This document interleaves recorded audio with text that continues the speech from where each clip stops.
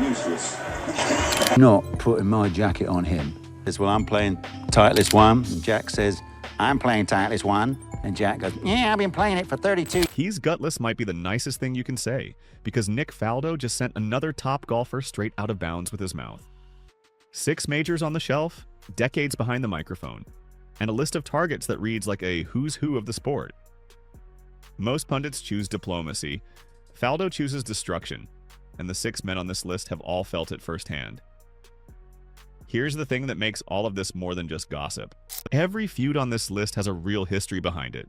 A tournament, a press conference, a moment where lines were crossed and things were said that you do not come back from.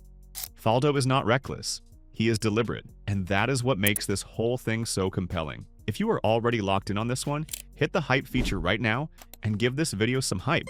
It takes 2 seconds and it makes a real difference. Now let's get into the 6 golfers Nick Faldo truly cannot stand. And we are starting with number 6.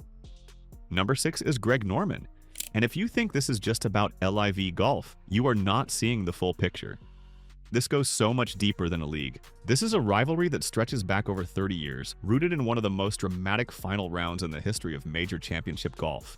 Norman walked into the final round of the 1996 Masters with a 6-stroke lead. 6 strokes! That is not a lead you casually lose. That is the kind of advantage that relaxes the whole field except for one man.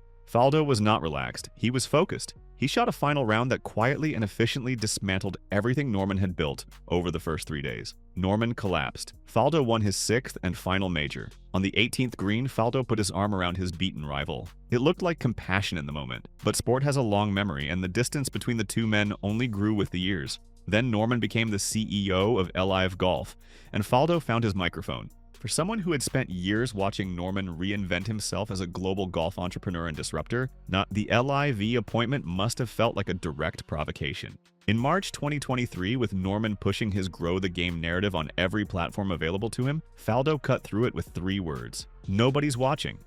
That was his verdict on LIV's impact and relevance. No qualifications, no diplomatic cushioning, just a flat dismissal of the whole enterprise. He called the money on offer to players ridiculous cash offers and said the entire league existed for financial reasons and nothing else. He categorized the players who left the tour for LIV as simply choosing the grass is greener, and he used a retail analogy to explain his contempt. He compared LIV golfers to an employee who walks out on their store after 20 years to join a rival company, then calls the original employer back and demands a bonus for their long service. That image was designed to expose the entitlement Faldo sees at the heart of the whole LIV movement. When Norman was excluded from the 2023 Masters Champions dinner, Faldo noted the awkwardness in the room between the traditionalists and the LIV players. He did not need to elaborate. For Faldo, Norman choosing a rival league over his established legacy was the final chapter of a rivalry that Faldo has always believed he won, on the course and off it. Number 5 is Brooks Koepka, and this one is not loud. It is cold and precise, and somehow that makes it land harder. Koepka is one of the best players of his generation. 5 major championships, a record in the sport's biggest events that places him among the elite of his era. But Koepka has never performed for the media. He is blunt, occasionally dismissive, and has made it clear more than once that he finds television coverage more of an intrusion than a benefit. At some point, he said out loud what a lot of players likely think privately. He suggested that announcers should just shut up and let the golf speak for itself. Faldo heard that, and on air he responded with 2 words. Fascinating stuff, delivered flat, completely sarcastic, measured with surgical precision. Those 2 words communicated more than a full paragraph could. Faldo spent 2 decades building a second career in the broadcast booth, and he treated it with the same single-minded obsession he once applied to rebuilding his swing from scratch. He takes commentary seriously as a craft and as a profession. When Koepka dismisses that entire ecosystem as unnecessary noise, Faldo does not let it go quietly. During the 2023 Masters, when Koepka was involved in scrutiny over a caddy situation and a potential rules issue, the broadcast team examined it with a level of attention that reflected the existing undercurrent between the player and the booth, more than the actual severity of the incident itself. Koepka's indifference to all of it was its own kind of statement, and for a man like Faldo, who built everything on obsessive attention to detail, that indifference reads as something close to contempt. Old guard versus new guard. Faldo believes the sport deserves your full engagement and respect. Koepka believes excellence on the course is the only thing that matters. Neither is entirely wrong, but they will never agree on it. Koepka's 5 majors demand respect, but in Faldo's framework, results alone do not excuse open contempt for the media structure that funds the entire sport. And every time Koepka dismisses the booth, Faldo finds a way to respond. 2 words at a time. Number 4 is Phil Mickelson. And this one started with a press conference and never really ended. September 2014, Gleneagles. The United States had just lost the Ryder Cup again. Captain Tom Watson, 65 years old, 8 major titles on his record, one of the finest competitors the sport has ever produced, was sitting at the press conference table. And Phil Mickelson, seated in that same room, used his post-match time in front of the international media to publicly dismantle his captain's leadership approach. Mickelson compared Watson's traditional top-down management style unfavorably to Paul Azinger's pod system from 2008, like the last time America had lifted the cup. He framed it as urgency driven by 8 defeats in 10 matches. He said it was honest advocacy for structural change. From one angle, it looked like a player fighting for the future of his program. Faldo saw it completely differently. He accused Mickelson of throwing the captain under the bus, not just offering critique, throwing him under the bus. Faldo argued that those concerns belonged in the team room, handled in private with the respect that a figure of Watson's stature deserved. Instead, Mickelson chose the cameras, with Watson sitting only a few feet away. Faldo described it as a tough one to witness, which is about as restrained as Faldo gets. Faldo also noted that Mickelson had been benched for an entire day on Saturday, the first time in his entire Ryder Cup career, and he suggested that wounded pride, not noble concern for team reform, was the real engine behind the public speech. That interpretation is harsh, but Faldo rarely reaches for a gentler reading when a harsher one fits the facts. What stretched this feud further was what came next. Mickelson became one of the most prominent players to join LIV Golf. For Faldo, who had already made up his mind about Mickelson's character at that 2014 press conference, the move was not a surprise, it was a confirmation, a pattern revealing itself again. Number 3 is Paul Azinger.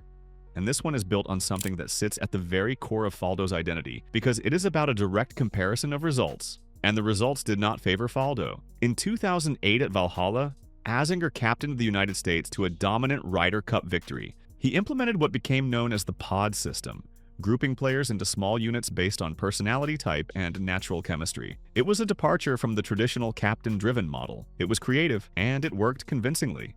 Faldo was on the other side as the European captain, and Europe lost.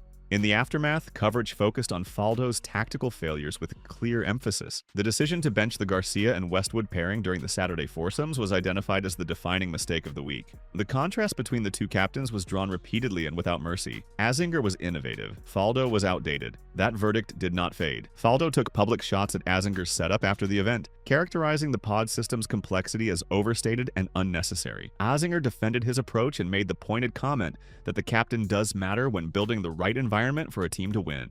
That remark was not neutral. It was aimed directly at Faldo's 2008 performance, and everyone in the sport understood exactly what it meant. Their tension ran deeper still because both men worked as lead analysts on competing major American networks, Faldo for CBS and NBC, Azinger for ABC and ESPN. 2 former major champions, 2 rival networks, 2 irreconcilable philosophies on what great captaincy looks like. Every broadcast season added another layer to a rivalry that had never really been settled. When Mickelson invoked Azinger's 2008 success to attack Tom Watson in that 2014 press conference, Faldo found it doubly offensive. Watson was being undermined, and Azinger was being elevated at the same time. For a man who valued both tradition and the authority of captaincy, both things happening simultaneously was its own kind of provocation. Number 2 is Colin Montgomerie. And this one plays out more quietly than the rest of the list, but the damage in it is precise. Montgomerie is one of the finest European Tour players of his era, 8 Order of Merit titles, a Ryder Cup record that places him in rare company among the greatest team competitors the sport has ever seen. He competed at the highest level for over a decade, and he won in a way that mattered deeply to generations of European golf fans. But he never won a major championship. And for Faldo, that absence is not a footnote to an impressive career. It is the defining limitation of it. Faldo's most enduring slight against Montgomerie was the suggestion that Monty was only truly exceptional in his own backyard. That phrase was a direct reference to Montgomerie's strength on the European circuit compared to his struggles in the United States, and in the majors specifically. For Faldo, who built every piece of his identity around 6 major titles won on the sport's biggest stages, a golfer without a major is simply missing the thing that matters most. Before the 2008 Ryder Cup, Faldo reportedly questioned Montgomerie's value to the European team. Given Montgomerie's Ryder Cup record,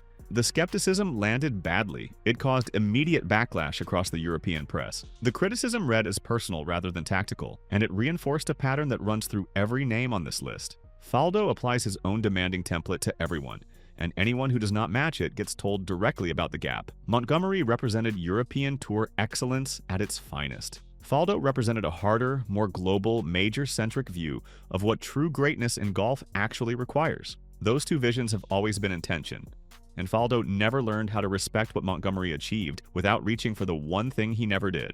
Number 1 is Sergio Garcia, and nothing else on this list is even in the same category.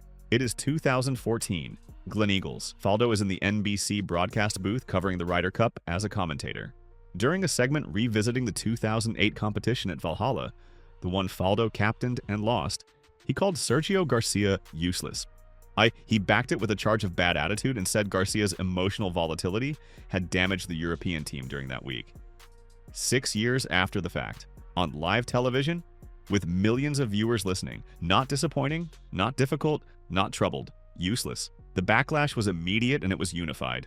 Graham McDowell came forward and made a point that cut straight to the problem. If Garcia was useless at Valhalla, McDowell said, part of the reason was that Faldo himself had benched Garcia and Lee Westwood during the Saturday foursomes. That tactical decision is widely considered one of the worst in Ryder Cup history. A captain who makes the critical error in a losing campaign cannot call his players useless from a broadcast booth 6 years later without someone pointing that out.